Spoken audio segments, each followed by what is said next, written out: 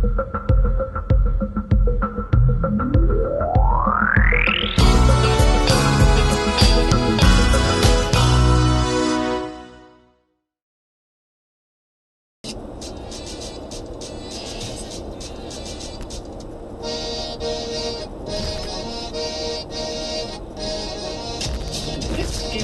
jam.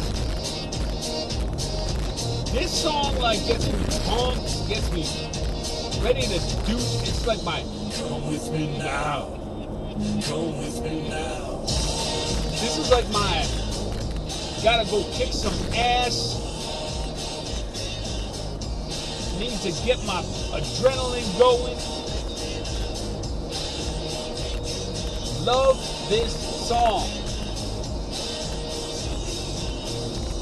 I don't know anything else this group has done. I don't care. This is an awesome song. Everybody's got that song. Everybody's got that friend. It's like, oh, this is my jam. No. Well, this is my fucking jam. I will shush you. If you're in the car and this song comes on, I will be like, shush, my jam. Shut the fuck up. So, last time I went to record to add to the episode, I had a beautiful rant. If you listen to PTR, you heard this story. I had a beautiful rant and found out that the memory card was not in the camera. So I'm going to try and recreate part of that rant.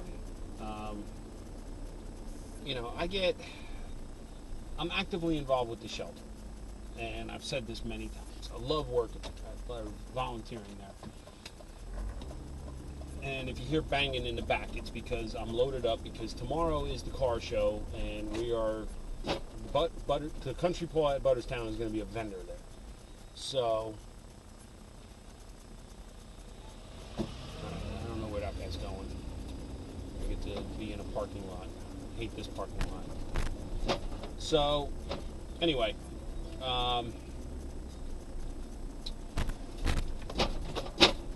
I see people posting up stuff. Like, I commend anybody who's involved with any kind of rescue, all right? It's gratifying, but at the same time it can be heartbreaking, because, there are downsides to it. I mean, you rescue a dog, the dog is sick, and the dog passes. You get attached. You get attached to animals that have been there for a while, so when they go home, it's happy, but it's bittersweet. But with the advent of Facebook, this is where I get so aggravated. You get all of these keyboard activists who all they do is sit around and share animals that need help to all these different rescues. And I'm just like, bitch, please, don't you think we see all of this stuff anyway? I mean, all you're doing, whether you know it or not, all you're doing is by sharing these animals that are in shelters that you're trying to get rescues to pull, all you're doing is making it harder for the rescues. And I'm going to tell you why. It's a sad fact of rescue that we can't save everyone. We can't rescue everyone. It's not to say that every life is not important, because it is. But sometimes you just can't help. If we don't have space and a dog needs help, we can't do anything about that. So here may be a sweet dog that is urgent, that needs to be pulled by tomorrow. Otherwise, it's going to be euthanized. All you're doing is reminding us of the fact that we can't help everyone. So sometimes you're doing more harm than good. You're dampening the spirits. All right? People don't realize this. And keyboard activists, okay, if you've never set foot in the shelter and you're going to start questioning things, you're going to start questioning how rescues do stuff.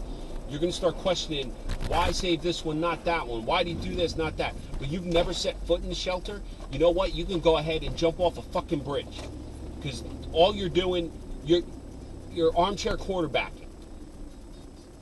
Don't go judging our shelter and what we do and our rescue and what we do. if you've never set foot there and never come there and talk to us. And then you go ahead and you ask a question, a loaded question, but you get an answer and then never respond. You know what? At least acknowledge the fact that somebody responded to you. Don't make it look like you're doing a drive-by trying to start trouble, because that's exactly what it looks like. Fucking shit. The only thing that would have made this ride worse while I went to pick up dinner is if that fucking When I See You Again song came on. So, I had a request this weekend. Believe it or not, I ran into someone this weekend that told me that they watched the Apeman Go, which I thought was cool. And I had a request to discuss the topic of toxic people. And I didn't get a chance to really go into detail about what they interpreted that to mean. But as soon as they said it, popped into my head what a toxic person is. You ever been hanging out with a group and you have this one person that brings the attitude of the entire group down? Somebody who's such a miserable fuck that they make everybody else miserable without even trying, right? Someone who has such a negative outlook on things that they make everybody else get negative. Well, that's a toxic person. You know, there's the obvious, okay, you know, an enabler who, you know, okay, I do drugs and therefore everybody I hang out with does drugs too. You know, that to me, that's not so much toxic as it is an enabler. So that's how I define the difference. But a toxic person, like, I know people who were in relationships, and I'm sure you know people that are in relationships, but specifically, think about that one relationship, that one couple you know, where you like the one person and you tolerate the other one because they're with the person you like.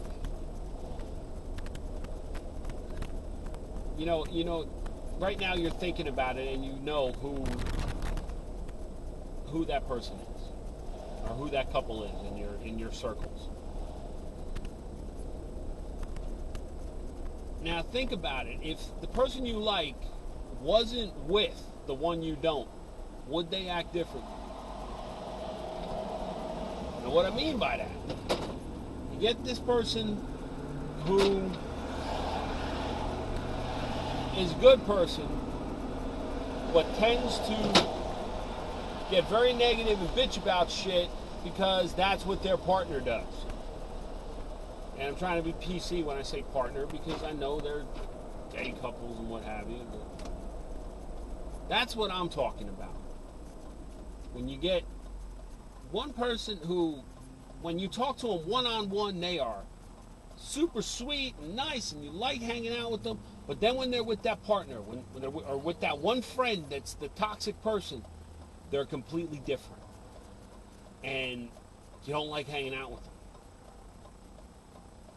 Now, if you're on Facebook for more than 5 minutes, one of your friends is going to post some kind of meme about getting rid of toxic people in your life. And sometimes that's easier said than done. I have broken up with friends, and I know that sounds a little weird. I have broken up with friends because they were toxic. I realized that being around them made me miserable, made me do things that were not myself. I was on NHB. And I had a toxic relationship with No Holds Barred Radio when I was on the show. And that's basically because, you know, NHB, yeah, fuck off, you too, dick. NHB, I started to put the show, or I was trying too hard to play a character for the show that I thought everybody would think was funny. But instead, guys, it's not that hard, all right? It's a right turn, and yes, there are bumps. Good Lord. But I tried to be someone I wasn't for the sake of the show. I tried to be more of a dick. you know, and that wasn't right. All right, so back on toxic people. Yeah, I've broken up with friends before because I was talking about NHB. That's right. I found myself saying things and acting ways that, you know, when I look back, I wasn't proud of it.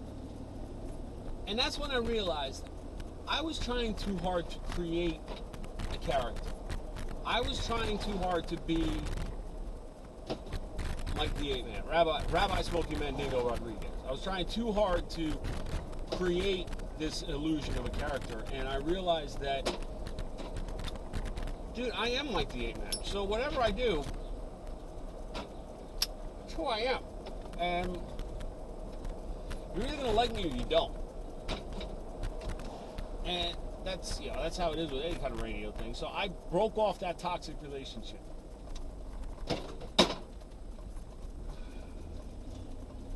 And I realized that I'm a lot better for it.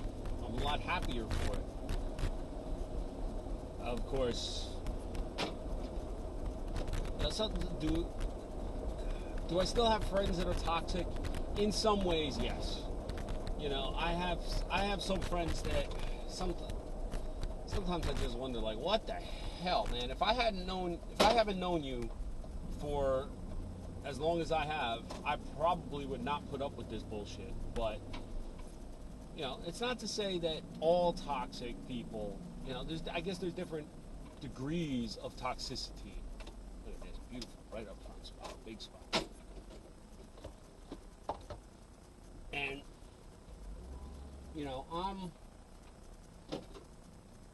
okay with a little bit of toxicity. You know, you got to get out of your comfort zone sometimes, but at the same time, at some point you got to be like, no, you've crossed the line. And I see it a lot on Facebook, a lot of toxic people on Facebook. One post and everybody goes negative, but it sucks, it's stupid. My advice, luckily, you can block people on Facebook. You can block that toxic stuff from your life if you choose.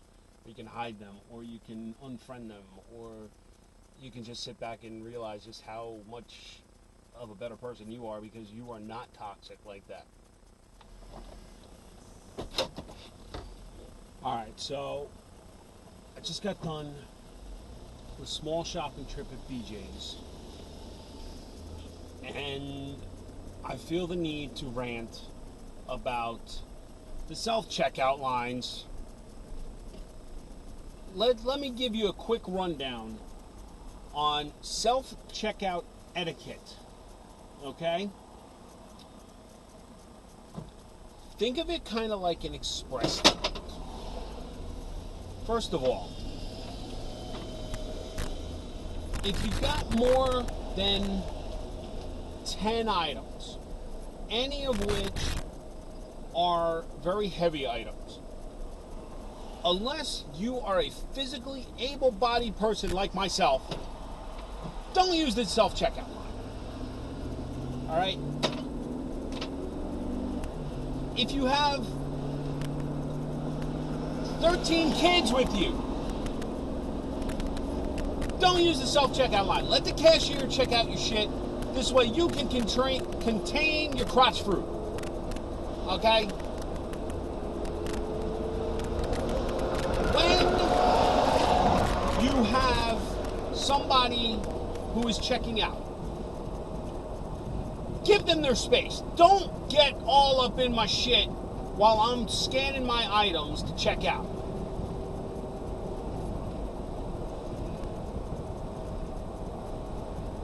I don't know what exactly is going on here.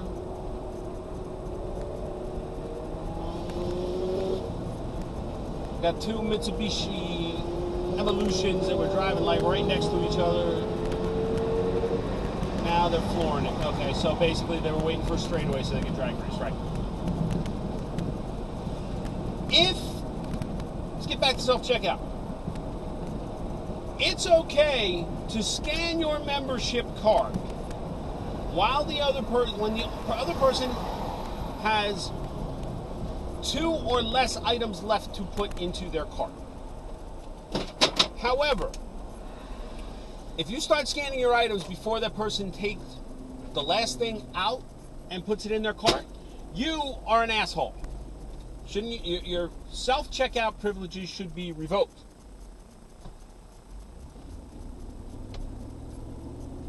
I experienced all of this in one trip to BJ's. Oh, and then there was the lady that had 3 kids, had 2 carts. Her husband forgot something. She didn't get out of line because the kids were small. She couldn't move 2 carts. All right, don't be... Look, when you're in line and the kids weren't old enough that she could send the kids to go and get the thing, no. Maybe she should have went so the husband could start scanning. You got 2 fucking carts, all right? If it's going to take you longer than it takes him to scan everything, fucking, you know what? You shouldn't be shopping. Use Peapod. Get your shit delivered. You know. I mean, seriously? Is it that fucking hard? I can't even say anything about coupons with self-checkout because just scan it all, you know. And cash at self-checkout. If you got to sit there, if you're going to sit there and count out singles and change, we got a problem. Don't use the fucking self-checkout, or let me go first. And if you're in line and you have stuff in the cart, and somebody is standing behind you that has like 2 cases of water and no cart, let them go so they can put the water down for a second. Don't be an asshole. That stands for a regular cashier's line too. Let them put their shit down. Is it wrong to try and be nice, to be a little human? Come on.